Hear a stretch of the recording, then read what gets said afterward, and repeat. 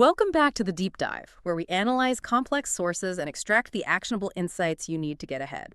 Today, we're challenging one of the biggest myths in competitive preparation. You know the one, the idea that success absolutely requires those grueling, sleepless nights. We are diving into a system that says the exact opposite. It's called 4-HPD, 4 hours per day. It was developed by Maharana Sivasankar, who spent, I think, over 2 decades teaching quantitative aptitude and reasoning for some of the toughest exams out there. And our mission today is really to show you the power of precision over just raw volume. Exactly. Sivasankar's core idea is that success isn't some dramatic one-time act. It's a habit built through, deliberate discipline and consistency. And this system is the blueprint for that. Okay, I get the philosophy, but let me just, introduce a healthy dose of skepticism right out of the gate. We're talking about really high-stakes exams here. Things like CBIA or management tests, IPMAT, GPMAT. So if my competitor is pulling 10 or even 12 hours a day, how can I possibly trust a system that tells me to do only 4? That is the crucial question. And the answer starts with understanding what these tests are really measuring. They aren't just knowledge checks. They're speed tests.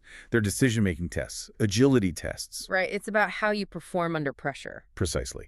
And if you're exhausted from a 12-hour slog, your brain just defaults to rote memory. You make those catastrophic, silly errors.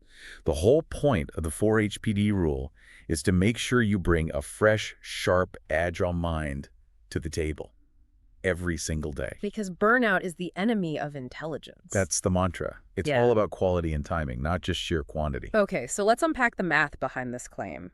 The author starts with a pretty fundamental truth. Everyone, including the person who tops the exam, has the exact same 24 hours in a day. The only difference is allocation. Exactly. And that brings us to a core economic lesson he applies to studying: opportunity cost.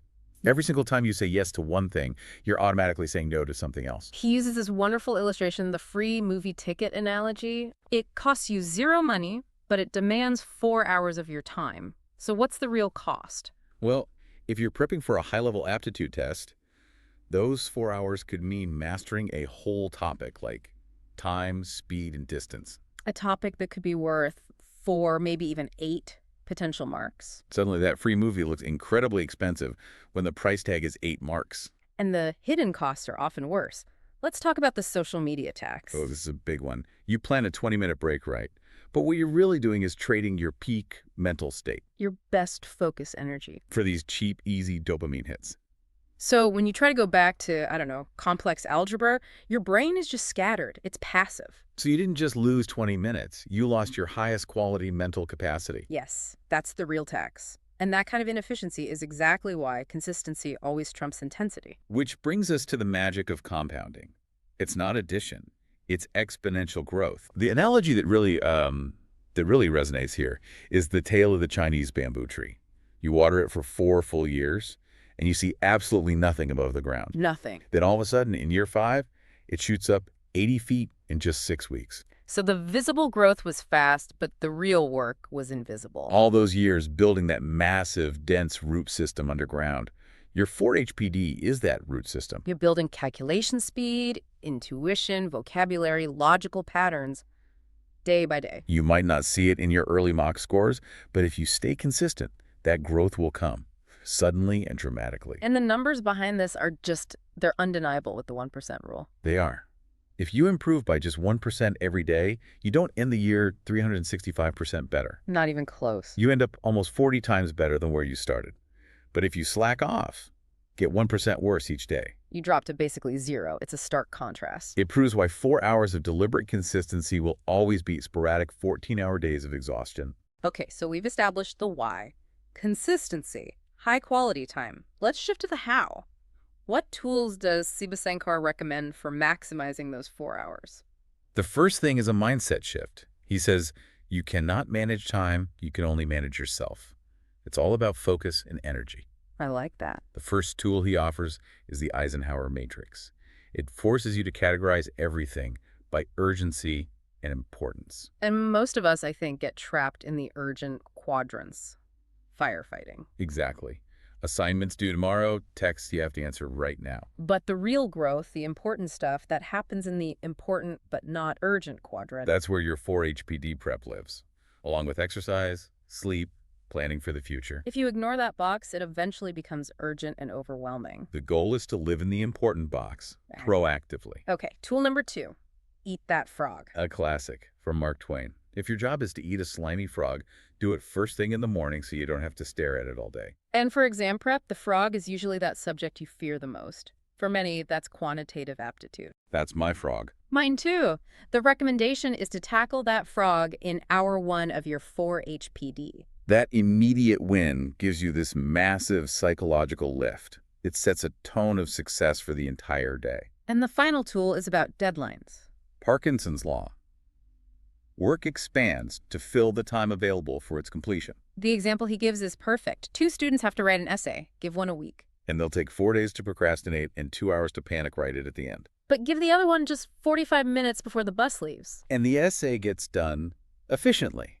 The takeaway is simple. Use artificial deadlines. You have to force your brain to focus only on what's essential. And that structure is key. All these tools fail if your engine, your body, is sputtering. So let's detail the 4 hours themselves. Yes, this is the part I think everyone is waiting for. It's not just 4 random hours. Not at all. It's a very systematic sequence. It has to follow a precise order. Hour 1 is the deep dive. This is concept learning, watching a lecture, reading the theory, understanding the why. Okay, so you start with the theory. Then immediately, hour 2 is the grind. This is practice, high-volume practice questions to build that muscle memory. And that's where you find your initial weaknesses. Which leads directly to hour 3, the mirror. This is testing and analysis. You take a short quiz, a topic test, and you figure out where and why you went wrong. So you don't keep making the same mistakes. And finally, hour 4 is the foundation. This is revision, cementation, slower work, reviewing notes, flashcards, summarizing what you learned to push it into long-term memory. That makes perfect sense. Concept, practice, testing, revision, in that order. So how do we overlay this structure onto the day to maximize our energy? That's the twin engine strategy. It's all about using your natural biological rhythms. The first engine is the alpha block, scheduled from 6:30 a.m. to 8:30 a.m. Okay, that's early. Why then specifically? That's your logical peak. Yeah. Your cortisol levels, the hormone that drives alertness, are naturally at their highest. You have sharp, focused energy. So that's when you eat the frog. Non-negotiable time for the frog. You knock out the toughest 50% of your 4-HPD right there using your peak mental state. And what I find revolutionary is what comes next. The mandatory 10-hour gap, the strategic pause. Between 8:30 in the morning and 6:30 in the evening, why such a huge break? Why not just get it all done? Because of something called cognitive interference.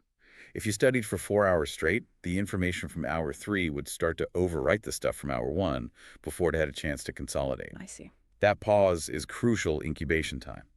Your subconscious mind is processing that morning's material while you're at school or moving around living life. So you come back for the second engine, the beta block, from 6:30 to 8:30 p.m., and you're actually fresh. Exactly. And this is your time for creative flow. You're relaxed, maybe after some physical activity. It's perfect for abstract, interpretive concepts. It's like verbal ability, literature, things that rely more on absorption and comprehension. Yes, you're not fighting that end-of-day mental fatigue. And this whole idea, this holistic rhythm is really driven home by the author's own childhood stories. He states very plainly that play is an investment, not a distraction. The quote that stood out was, "Motion creates emotion." It's so powerful.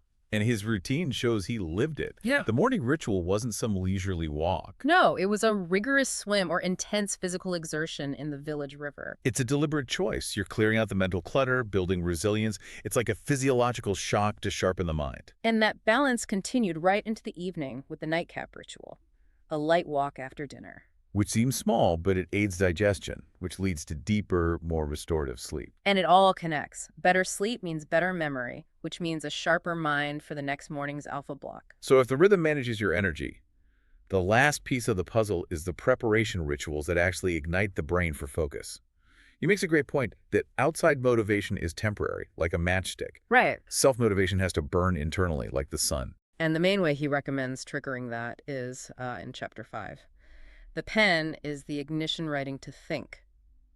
The idea is that your mind needs a runway before it can take off for deep cognitive work. And that runway is 1 hour of structured writing before each 2-hour study block. So 5 a.m. to 6 a.m. for math homework, then your alpha block, and again in the evening before the beta block. Writing forces you to think systematically. It synchronizes your hand and your brain, and it prevents that passive illusion of learning. Where you think you know something just because you read it over. Exactly. And the metaphors he uses to explain this are just brilliant. Writing is the defroster for the foggy windshield. That's a powerful image. You can't drive in a mental haze. And it also entangles the jumbled wire. After a long day, your thoughts are chaotic. Writing forces you to straighten out your logic one sentence at a time. So that when you start studying, the knowledge can flow clearly. The final ritual he talks about is the bedtime ritual, which he calls the anchor of the soul. He really stresses listening to a song or a story before bed. Why is storytelling so valuable here? Well, it's actually highly practical. Stories are powerful simulations. They force you to interpret subtle intent, track complex chains of cause and effect, predict outcomes. That sounds exactly like the skills you need for effective reading comprehension. It is direct skill transfer. And beyond that, narratives help build a kind of structured internal compass, which reduces the mental noise and clutter of daily life. So you can achieve a deeper focus when you really need it. Precisely. Okay, so let's bring this entire system together for you, the listener. It's a system built on precision and rhythm, not brute force. You've got the 4-HPD structure: deep dive, grind, mirror, and foundation. Split by that crucial 10-hour incubation gap. And it's all supported by intentional movement and that writing ritual as your mental runway. The overarching takeaway is this: academic success is not built on suffering or volume. It's built on energy management and precision timing. When you align your study with your biological clockological work, when cortisol is high, creative work when you are relaxed, you just stop fighting your own brain. Consistency beats intensity. And timing beats volume. For our final provocative thought, we want you to apply this roadmap immediately. Think about your personal foggy windshield moment.